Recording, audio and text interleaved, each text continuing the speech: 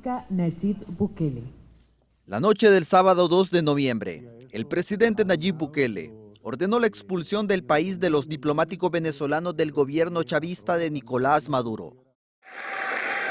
Un día después, el presidente Maduro, en una cumbre celebrada en Cuba, contestó al mandatario de El Salvador.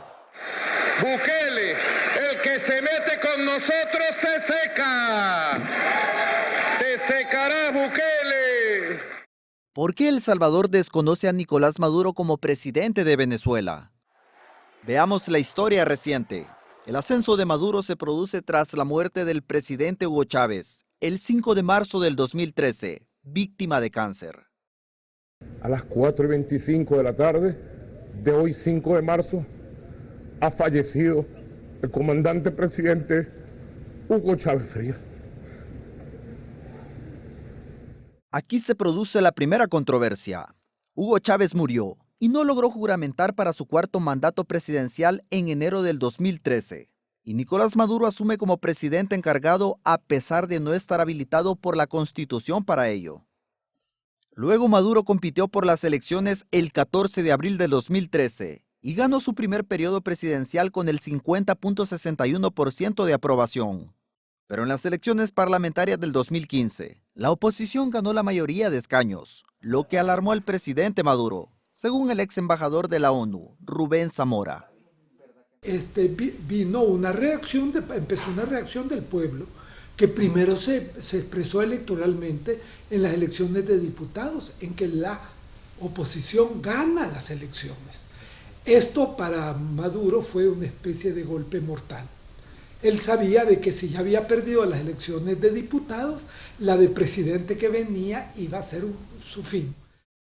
Para contrarrestar a la Asamblea Nacional dominada por la oposición, Maduro convocó a elecciones para una asamblea constituyente. La creación de una constituyente para reformar la Constitución. Y ahí entonces vino esta dualidad que hay en Venezuela, que hay una asamblea legislativa electa por el pueblo, pero que hay una constituyente electa pues en elecciones ya claramente amañadas, que está a favor de Maduro y hace lo que Maduro quiere. Con la ayuda de la Asamblea Constituyente, Maduro logra que se adelanten las elecciones presidenciales para el 20 de mayo en que buscaba la reelección presidencial. Los comicios, marcados por el 70% del ausentismo, compra de votos y otras irregularidades, fueron ganados por Maduro con el 68% de la votación, unos 6.2 millones de electores que representan solo un tercio del padrón venezolano.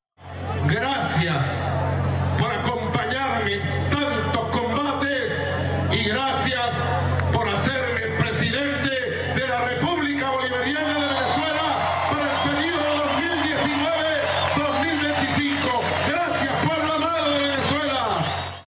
Pero tras estas elecciones, el Grupo de Lima, la Unión Europea, Estados Unidos y la Organización de Estados Americanos desconocieron la legitimidad del triunfo de Maduro.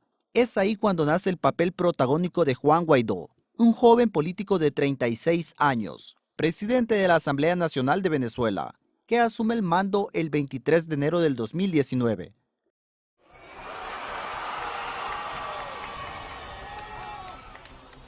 Asumir formalmente las competencias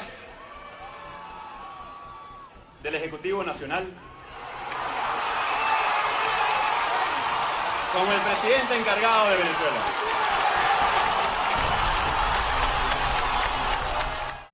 Ahora, El Salvador se ha unido a la lista de países que rechaza el mandato de Nicolás Maduro y reconoce a Juan Guaidó como presidente encargado de Venezuela, dice el analista político Marvin Aguilar. El presidente Nayib Bukele, como se lo permite la Constitución salvadoreña, ha optado por la posición de mantenerse en la línea política de exigir elecciones libres en Venezuela y reconocer al presidente Juan Guaidó, ¿verdad?